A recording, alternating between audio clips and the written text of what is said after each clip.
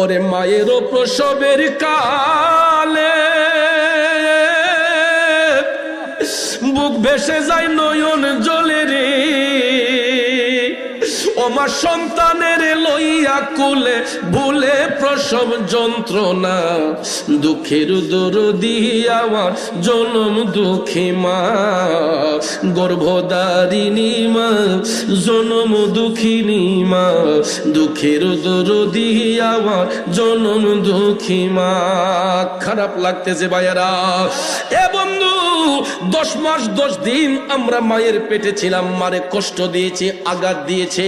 এই জন্য নবী কামলিওয়ালা বলেছেন, মৃত্যুর আগের দিন পর্যন্ত কোন সন্তান যদি মার গোলামি করে, মৃত্যুর আগের দিন পর্যন্ত মায়ের গোলামি করলেও পৃথিবীর কোন সন্তান ওই মায়ের একটা ফুটা দুধের ঋণ শোধ করতে পারবে না। চিল্লায়া বলেন আল্লাহু আকবার। মায়ের একদার দুধের দাম কাটিয়া গায়ের চাপ, পাপোশ বানাইয়া ঋণের সুদ হবে না, এমন দরদি ভবে কেউ হবে না আমার মা গো, এমন দরদি ভবে কেউ হবে না আমার মা গো। কথা বলেন ঠিক কিনা?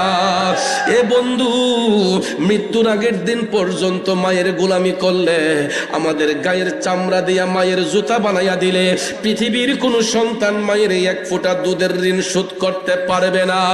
কিন্তু বর্তমান সমাজের মধ্যে আমরা দেখতে পাই অনেক সন্তান টাকা পয়সা নিয়ে মার সাথে হিসাব করে, বাবার সাথে হিসাব করে। আসেনি মিয়া? মা তুমি আমার আগে যেও না গুমরে। এ বন্ধু, নেককার সন্তান যারা হয়, মুমিন ব্যক্তি যারা হয়, এরা দেখবেন মাতা পিতার খেদমতদারি হয়। আর ওই সন্তানগুলা প্রায় সময় আমি দেখি আমার মসজিদে যাইয়া, মাহফিলে যাইয়া আমার কানের কাছে গিয়া কয়, হুজুর আমার আব্বার জন্য দোয়া কইরেন, আমার আম্মার জন্য দোয়া কইরেন। হুজুর আমার আব্বা অসুস্থ, হুজুর আমার আম্মা অসুস্থ, হুজুর আমার আব্বা দুনিয়াতে নাই, আমার আম্মা দুনিয়াতে নাই। সন্তানগুলা চোখের পানি ছেড়ে ছেড়ে মা বাবার জন্য দোয়া চায়। ওই সন্তানগুলাই হলো নেক সন্তান, যেই মা বাবা চলে যাবার পরে সন্তানগুলা মা বাবার আত্মার মাগফিরাতের জন্য চোখের পানি চাইরা কান্দে আর আল্লাহরে কয়, ওয়াকুর বিরহামহুমা কামা রব্বায়ানি সগীরা। আল্লাহ গো, আমার মা বাবার উপর তুমি রহম হইয়া যাও, দয়াশীল হইয়া যাও। যেমনি ভাবে আমার মা বাবা ছোট্টবেলা আমি সন্তানকে লালন পালন করেছে, আদর সোহাগ করেছে, আল্লাহ আমি কচি শিশুর মতো আমার মা বাবার তুমি লালন পালন করো। তাফসিরে রুহুল বয়ান এই আয়াতে পাকের তাফসির করতে গিয়া বলেছে, সন্তান যখন চোখের পানি ছাইরা মা বাবার আত্মার মাগফিরাত কামনা করে, ওই সন্তানের চোখের পানিটা জমিনে পড়ার আগেই আমার আল্লাহ তার মা বাবা রুহের উপর খুশি হইয়া যায়। চিল্লায়া বলেন সুবহানাল্লাহ। এই জন্য কবি কয়, মায়ের মতো আপন জন, মায়ের মতো আপন জন ত্রিভুবনে নাই। মায়ের কদমের নিচে জান্নাত দিলেন খোদায়, মায়ের কদমের নিচে জান্নাত দিলেন খোদায়। কত আদর যত্ন করে লালন করলো মায়, এই দুনিয়ায় মায়ের মতো আপন কেহ নাই রে, আপন কেহ নাই। ঠিক কিনা? दोनों जहान आसान होबे, दोनों जहान आसान होबे माয়ের সেবায়। মায়ের কদমের নিচে জান্নাত দিলেন খোদায়, মায়ের কদমের নিচে জান্নাত দিলেন খোদায়। মা ডাকটি কত মধুর জানে যে সবাই, মায়ের একটু আদরেতে কি যে শান্তি পাই রে, কি যে শান্তি পাই। কবুল হজের সওয়াব হয়। কি হজের? কি হজের? লক্ষ লক্ষ টাকা খরচ করে হাজী সাহেবরা মক্কা শরীফ যায়, মদিনা শরীফ যায়। এ মান্দারপুরের নবীর প্রেমিকেরা, এ মায়ের সন্তানেরা শুনো, লক্ষ লক্ষ টাকা খরচ করে হাজী সাহেবরা মক্কা শরীফ যায়, মদিনা শরীফ যায়। বড় হজ করতে গেলে বর্তমানে কমপক্ষে 6 লক্ষ থেকে 7 লাখ টাকা লাগে, ঠিক কিনা? মানলাম 7 লাখ টাকা আপনি খরচ করে মক্কা শরীফ গেলেন, মদিনা শরীফ গিয়া বাংলাদেশে আইসা হজির উমালদা মাথার দিয়া হাজী সাহেব কইতার বনি যে আমার হজ আল্লাহ কবুল কইরা লইছে, গ্যারান্টি আছে? এ নবীর প্রেমিকেরা, লক্ষ লক্ষ টাকা খরচ কইরা মক্কা শরীফ ঘুরে আসলেন, মদিনা শরীফ ঘুরে আসলেন, কিন্তু ওই হজের কোনো গ্যারান্টি নাই। এই হজের কোনো গ্যারান্টি কেউ দিতে পারবে না, কিন্তু আমার রসুল একটা গ্যারান্টি দিয়েছেন। রসুল বলেছেন, কোন সন্তান যদি তার মায়ের চেহারার দিকে একবার, কয়বারও, কোন সন্তান যদি তার মার চেহারার দিকে একবার মোহব্বতের নজরে তাকায়, মায়ার নজরে তাকায়, মাটা কালো হোক, শ্যামবর্ণ হোক, উজ্জ্বল বর্ণ হোক, ফর্সা হোক, আমার রসুল বলেন কোন সন্তান যদি মোহব্বতের নজরে একবার তার মায়ের চেহারার দিকে তাকায়, আমার আল্লাহ ওই সন্তানের আমলে একটা কবুল হজের সওয়াব দান করবে। এই কথা শোনার সাথে সাথে নবীর সাহাবী ডাক দিয়া বললেন, ইয়া রাসূলুল্লাহ, নবী গো, আমি যদি আমার মার চেহারার দিকে দৈনিক 10 বার তাকাই, আমার রসুল ঘোষণা করেন 10টা কবুল হজের সওয়াব। সাহাবী ডাক দিলেন, ইয়া রাসূলুল্লাহ, নবী গো, আমি যদি আমার মার চেহারার দিকে দৈনিক 100 বার তাকাই, আমার রসুল বললেন উম্মত 100টা কবুল হজের সওয়াব। সাহাবী ডাক দিয়া বলতেছেন, নবী গো, ওগো মায়ার নবীজি, আমি যদি এর চাইতে বেশি তাকাই, আমার নবী ডাক দিয়া কই, উম্মত তুমি যত হাজার বার, যত কোটি বার তোমার মায়ের চেহারার দিকে মোহব্বতের নজরে তাকাইবা, মায়ার নজরে তাকাইবা, আমার আল্লাহ তত হাজার কবুল হজের সওয়াব তুমি সন্তানের আমলের মধ্যে লিখে দিবে। 2 হাত তুলে বলেন আল্লাহু আকবার, আরেকটু জোরে বলেন ইয়া রাসূলুল্লাহ। ওরে মানুষের রূপে সৃষ্টি করলো দয়াল খোদাই, কত আদর করলো মায়ের, তার সীমানা নাই রে, তার সীমানা নাই। কবুল হজের সওয়াব হয় দেখলে মায়ের চেহারায়, মায়ের কদমের নিচে জান্নাত দিলেন খোদায়, মায়ের কদমের নিচে জান্নাত দিলেন খোদায়। আমার মায়ের মতো আপনজন, মায়ের মতো আপনজন ত্রিভুবনে নাই, মায়ের কদমের নিচে জান্নাত দিলেন খোদায়। কথা বলেন ঠিক না বেঠিক? তাইলে ওই মায়ের সাথে সদ্ব্যবহার হবে না দুর্ব্যবহার হবে? আপনারা হয়তো দেখেছেন গত কয়েকদিন আগে একটা বনের পশু কুকুরের 8টা বাচ্চা প্রসব করেছিল। আপনারা দেখেছেন, মানুষ তো দূরের কথা, একটা কুকুর 8টা বাচ্চা প্রসব করেছিল। কুকুর একটু ঘেউ ঘেউ করার কারণে একজন মহিলার বিরক্তি বোধ হয়েছে। সে কেমন মহিলা, একটা মায়ের জাত হয়ে সে 8টা বাচ্চাকে বস্তার ভিতর ভরে পানির মধ্যে ফেলে দিয়েছে। এই পশুর দেহ থেকে জীবনটা কত কষ্টে বের হয়েছে, একবার কি চিন্তা করেছেন? দেখেন, শুধু এটা নয়, বাচ্চার জন্য মা যে কি করে, কুকুর হয়তো জবান দিয়ে আমাদের মতো কথা বলতে পারে না, কিন্তু কুকুর যেই রকম ভাবে চোখের পানি ছেড়ে ঘেউ ঘেউ করে কান্না করেছে, কুকুরটা পাগলের মতো হয়ে গেছে তার বাচ্চাকে খোঁজার জন্য। বাচ্চা না পেয়ে কুকুরটা পর্যন্ত পাগলের মতো হয়ে গেছে। কিন্তু চিন্তা করেন আমরা পশুর চেয়েও কত নিকৃষ্ট হয়ে গেলাম। একটু একটু মায়া দয়া হইল না? 8টা কুকুরের বাচ্চা, কুকুর ছানা 8টা ছোট্ট বাচ্চা বস্তার ভিতর বইরা মানুষ হইয়া কেমনি এটারে পানির মধ্যে চুবাইয়া মারল। এ বন্ধু, এই জন্য আপনাদের পায়ে হাত ধরে বলি, শুধু মানুষ তো নয়, পশু পাখি পর্যন্ত তার বাচ্চা দিয়া দরদ থাকে। এটা তো কুকুরের কথা বললাম। গত বছর দরকার বাস স্ট্যান্ড আছে না, তো সেখানে আমি আমার গাড়ির চাক্কা হাওয়া দেব, তো আমি গেলাম একটা বলগানাইজের ঘরে, সেখানে হাওয়া দেওয়ার জন্য। আমি সেখানে যাওয়ার পরে দেখি আকাশ কালো হয়ে গেছে। তা আকাশ যখন কালো হয়ে গেছে, বৃষ্টি আসার সম্ভাবনা। তো আমি এক চালার নিচে একটু দাঁড়ালাম, আমার নিয়ে একটা চেয়ার দিছে। ওই দোকানদার কই, হুজুর আপনি বসেন চেয়ারে, এখন বৃষ্টি আসবে, এখন বের হইয়েন না। তা আমি বলছি আচ্ছা ঠিক আছে, বাতাসটা দেখেই যাই। তো এই এক চালার সাথে একটা গাছ, এই গাছের মধ্যে একটা বুলবুলি পাখি তার বাসা বাইদা বাচ্চা দিছে।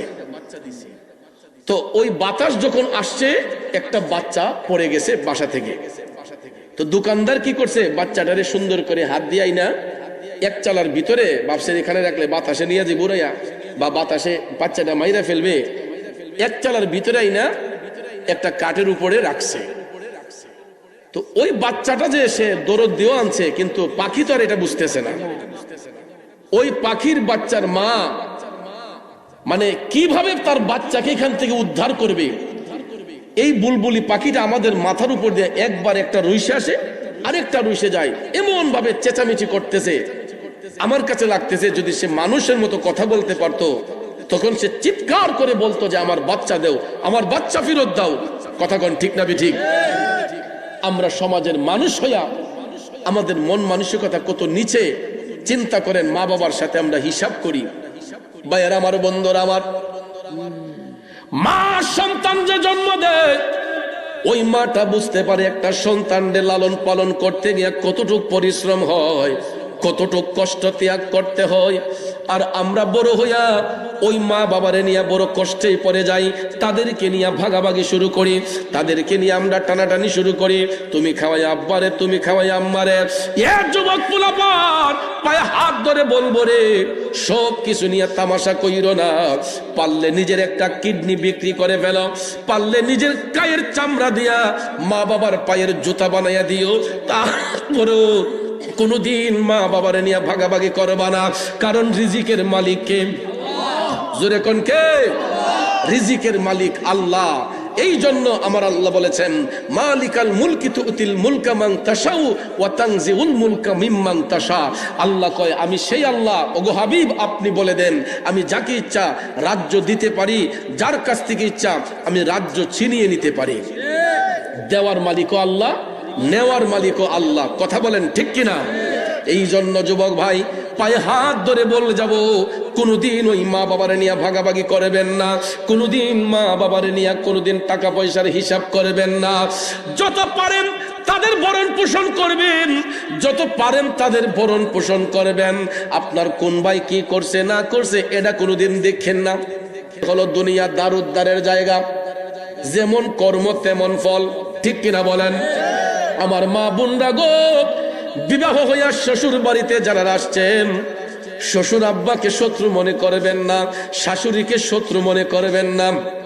আবার তো হেরা কব দিদি হুজুরে খালি হেরারই কথা কয়, কিন্তু ইহানো একটা কথা আছে। কিন্তু অনেক পরিবারের মধ্যে যিনি শাশুড়ি হয়, শ্বশুর হয়, এরা অনেক অনেক পরিবারে, সব পরিবারে না, কিছু কিছু পরিবারে ছেলেরে বিয়া করাইলে মনে করে যে কামলা বেডি কিনা লইছে। আসেনি মিয়া? এরা মনে করে যে মনে হয় ছেলেরে দিয়া একটা কাজের বিডি ঘরের মাঝে আনছে। ওই যে মানুষে কয় যে নাফিদ দেখলে কুনির নকু বলে বাইরে জায়গা। আরে মিয়া, একটা মেয়ে আর একটা সংসার থেকে আপনার সংসারে আসছে, এটা তো আরেক ফাতিলার ভাত খাইয়া বড় হইছে। ঠিক না বেঠিক? ওই ঘরে বড় হইছে, ওই ঘরের একটা পরিবেশ ছিল। আপনার ছেলের মাধ্যমে নেকাহের বন্ধন হইয়া আপনার বাড়িতে বউ হয়ে আসছে, পুত্রবধূ হয়ে আসছে। এটা তো একদিনে শিখতো না, ইডারে আস্তে আস্তে আস্তে আস্তে আপনার ছেলে মনে কইরা মেয়ে মনে কইরা ইডারে যখন গইরা তুলবেন দেখবেন এই বেটি কোনোদিন সংসারে অশান্তি করতো না। কিন্তু আওয়ার পরের দিনই দেখা যায় হ্যাঁ বেটি সোলাদ দিছে না করে 8টা বাজে ঘুমতে উঠছে করে ওমা এটা কি থাকবো নতুন বউ এটা তো শিখতে শিখতে 1-2 মাস যাইব কথা কোন ঠিক না ঠিক ভালোবাসা দিয়া দরদ দিয়া ছেলের বউদেরকে ইজ্জত দিবেন মায়া করবেন স্নেহ করবেন দেখবেন এই ছেলের বউ কোনোদিন শ্বশুরের সাথে বিয়াদবি করবে না শাশুড়ির সাথে বিয়াদবি করবে না। আর আমার মা বোনদের পায়ে হাত রেখে বলবো যারা বিবাহের পরে শ্বশুর বাড়িতে আসছেন শ্বশুরকে নিজের বাবার মতো শ্রদ্ধা করবেন শাশুড়ি আম্মাকে নিজের মার মতো শ্রদ্ধা করবেন দেখবেন ওই পরিবারে কোনোদিন অশান্তি হবে না। কথা বলেন ঠিক কিনা? এই জন্য যুবক ভাইয়ারা আমার লম্বা কথা বলবো না আমার রাসূল বলেছেন পৃথিবীর সন্তানেরা মৃত্যুর আগের দিন পর্যন্ত মায়ের গোলামি করলেও একটা সন্তানও মায়ের 1 ফোঁটা দুধের ঋণ শোধ করতে পারবে না। আমরা মায়ের কাছে চিরঋণী, আমরা মায়ের কাছে চিরঋণী। এই জন্য অনেক ওলি আব্দাল গাউস কুতুবরা এইরকম চিন্তা ভাবনা কইরা দেখছে মায়ের সেবা ছাড়া মৌলার নৈকট্য হাসিল করা যায় না। ওয়াইসাল কারণীর আলোচনা আমার ইউটিউবের মধ্যে এত ভাইরাল হয়েছে আমি যেই দিকে যাই সেই দিকে গেলে কই হুজুর ওয়াইসাল কারণীর কিছু কথা বলেন, হুজুর ওয়াসকুরুনির প্রেমের কাহিনীটা বলেন। বন্ধুরা আমার বাবাজিরা আমি অনেক জায়গায় বলি অনেক জায়গায় বলি না, কারণ একটা আলোচনা বারবার করলে অনেকে মনে করে হুজুর মনে হয় এই আলোচনা ছাড়া অন্য কিছু পারে না। কিন্তু ভাইয়ের আমার কথা প্রসঙ্গে যেহেতু আসছে ওয়াইসাল কারণী তিনি আমার নবীর দিদার লাভ করেছেন একমাত্র মায়ের সেবার কারণে। মার সেবা করার কারণে রাসূল বলেছেন ওয়াইসাল কারণী তোমার আর মদিনা শরীফ আসতে হবে না, তুমি তোমার বৃদ্ধা মায়ের সেবা করো, আমি রাসূল আয়েশা তোমারে দেখা দিয়ে যাব। ও আশিকুন কা ঈসা বনে হযরত ওয়াইসাল করনি বনে पाया नबी को एक दात पर उनको 32 घराना खुलोगी इश्क नबी दिल में पैदा करो क्या रसूल खुदा को भूलोगी রবিকে যদি ভালোবাসো বন্ধু মা বাবার খেদমতের মধ্যে মাশগুল হয়ে যাও। আর আমার নবী বলছেন যেই সন্তানগুলা মায়ের সাথে বিয়াদবি করে যেই সন্তানগুলা বাবার দিলে আঘাত দেয় এদের স্থানটা কোন জায়গায় হয়? আমার রাসূল মেরাজ শরীফে যাওয়ার সময় আপন চোখ মোবারক দিয়ে দেখেছেন। কষ্ট হইতেছে এই কথাটা কি বলবো? আমার নবী মেরাজ শরীফে যাওয়ার সময় প্রথম আসমানে যখন গেলেন বাবা আদম সফিউল্লাহর সঙ্গে সাক্ষাৎ, তিনি আমার নবীকে অভ্যর্থনা জানালেন। আমার আল্লাহ জান্নাত এবং জাহান্নাম দেখার পারমিশন দিলেন। জিবরাইল আলাইহিস সালাম কয় নবী গো আল্লাহ রাব্বুল আলামিন আপনার জন্য জান্নাত এবং জাহান্নাম সুসজ্জিত করে রেখেছেন, আপনি চাইলে আগে জান্নাত দেখতে পারেন, আপনি চাইলে আগে জাহান্নামটাও দেখতে পারেন। আমার নবী ডাক দিয়ে কয় জিবরাইল আমি জান্নাত দেখব পরে, আগে জাহান্নামের অবস্থাটা আমি দেখতে চাই। আমার নবীজি জান্নাত দেখবেন পরে, জাহান্নাম দেখার ইচ্ছে পোষণ করলেন আগে। বন্ধুরে জাহান্নাম দেখতে যাই আমার নবী প্রথমে যখন জাহান্নামে প্রবেশ করলেন জাহান্নামের গেইটের ফেরেশতা আমার নবীরে অভ্যর্থনা জানাইল। জাহান্নামে প্রবেশ করার সাথে সাথে আমার রাসূল দেখেন দুর্গন্ধ পাওয়া যায়। নাউজুবিল্লাহ বলেন। জাহান্নামে সুগন্ধ না দুর্গন্ধ? জাহান্নামে প্রবেশ করেই রাসূল দুর্গন্ধ পাইলেন। হঠাৎ করে আমার রাসূল জাহান্নামের ডান পাশে তাকাইয়া দেখতেছেন বিদ্রুপের মতো কান্নার শব্দ শোনা যায়। কি শোনা যায়? বিদ্রুপের মতো কান্নার শব্দ শোনা যায়।